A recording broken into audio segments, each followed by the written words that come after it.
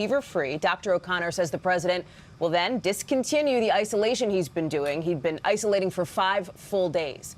While we wait for President Biden to walk out to the Rose Garden, I want to get right to our chief White House correspondent, Kristen Welker. And Kristen, the president is expected to frame this moment as an illustration of how and why the administration's pandemic response has been working. That's absolutely right, Hallie. President Biden is going to use this as a teachable moment. This is what we have seen from administration officials. He's going to talk about the fact that he's vaccinated and twice boosted, that he took the antiviral Paxlovid, and that is part of the reason why he had such a mild infection. Now, we are expecting a bit of stagecraft at work here, Hallie. He's been isolating for 5 straight days. He's going to be emerging from the residence where he has been in isolation. Behind me, White House officials who have not seen him, Hallie, for those 5 days. So here is the president walking out, seeing these officials for the first time since he tested positive for COVID-19. He's going to declare the fact that he is now negative.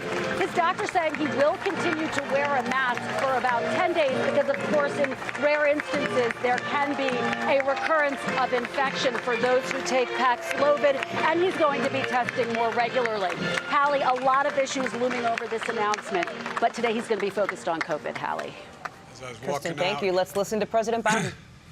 I thought I heard a rumbling in my staff saying, oh, he's back. Thanks for sticking around. Hello, everyone. I've just tested negative for COVID-19 after isolating for 5 days.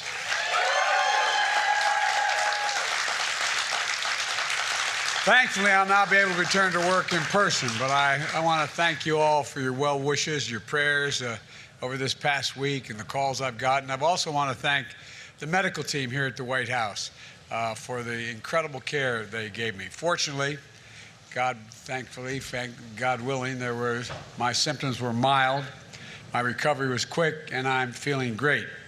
The entire time I was in isolation, I was able to work, to carry out the duties of the office and without any interruption. It's a real statement on where we are in the fight against COVID-19. Right now, we are facing a new variant, the BA.5 variant, a very transmissible version of Omicron variant we saw here this past winter. In fact, this new variant that infected me is getting a lot of people infected all around the world, not just here in the United States. We should take precautions to try to slow the spread of this virus. My administration has made billions of dollars in funding available to improve ventilation in our schools and our public buildings. We've made tests widely available so you can take one before attending a large indoor gatherings or visiting with high-risk individuals. We've made high-quality masks available for free, so you should consider wearing a mask when you're in a crowded indoor public place. These precautions add an extra layer of protection for you and for those around you. But the reality is that BA.5 means many of us are still going to get COVID, even if we take the precautions. That doesn't mean we're doing anything wrong. Unfortunately, this COVID is still with us, as it has been for 2.5 years. But our fight against COVID is making a huge difference. What's different now is our ability to protect ourselves from serious illness due to COVID. In fact, that's radically different today than it was just a year ago. COVID isn't gone, but even with cases climbing in this country, COVID deaths are down nearly 90%. And when I took office, that's 90% difference for today and when I took office. That's what's new. That's what's new in COVID response, different from where we were just a year ago. Even if you get COVID, you can avoid winding up with a severe case.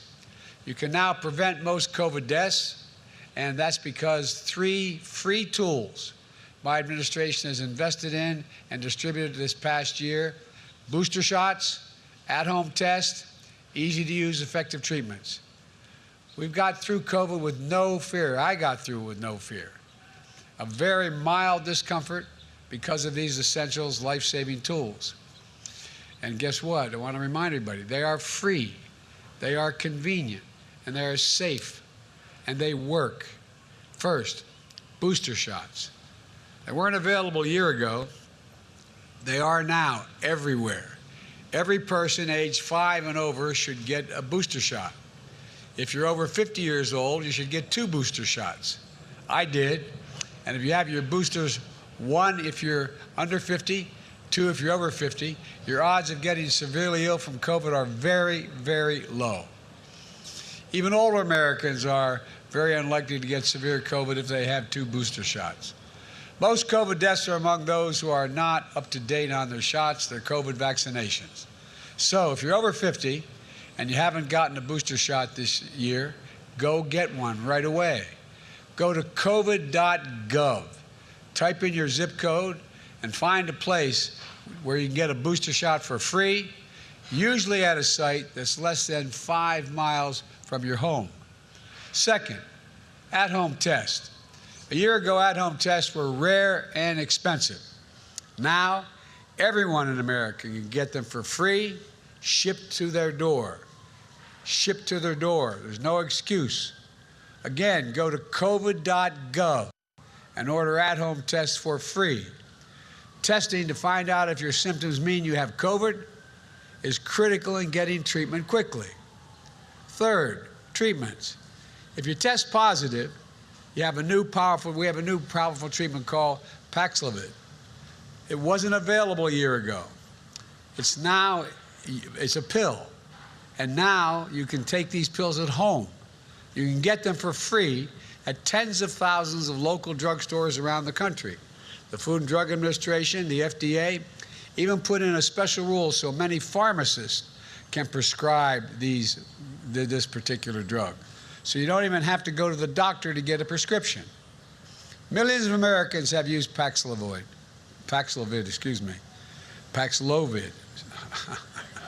I tell you what, I used it. No, Paxlovid, including me. This life-saving drug reduces risk of hospitalization and death from COVID-19 by about 90%. Again, it's free, safe, and easy to take. And we move quickly to make it widely available, including the thousands of convenient tests to treat sites where you can get tested. And if you need it, Paxlovid is at the ready right then and there when you make your visit.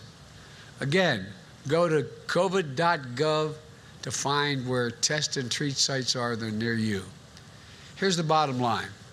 When my predecessor got COVID, he had to get helicoptered to Walter Reed Medical Center. He was severely ill. Thankfully, he recovered.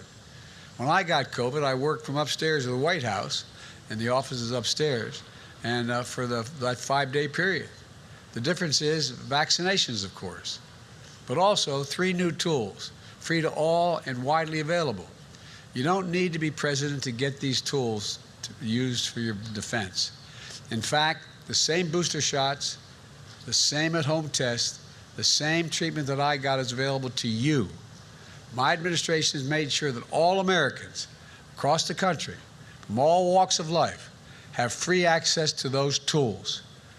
COVID was killing thousands of Americans a day when I got here. That isn't the case anymore. You can live without fear by doing what I did: get boosted, get tested, and get treatment. At the same time, my administration remains vigilant.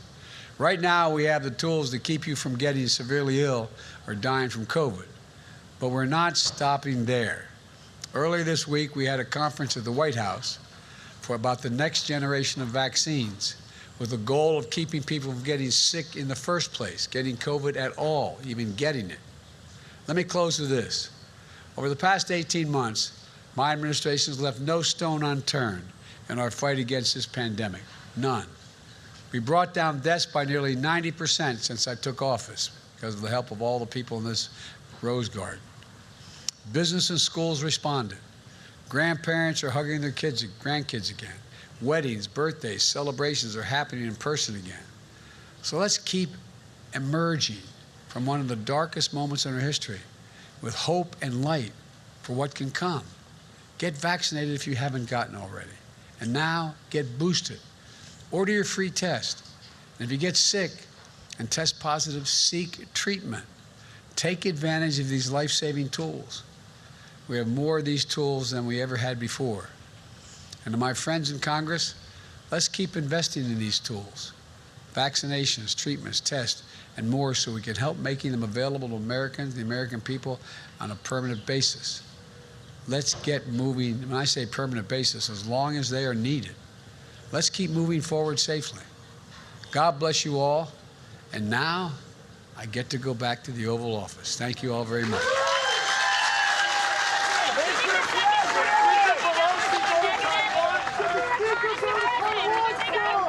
President Biden there. Is a recession inevitable at this point?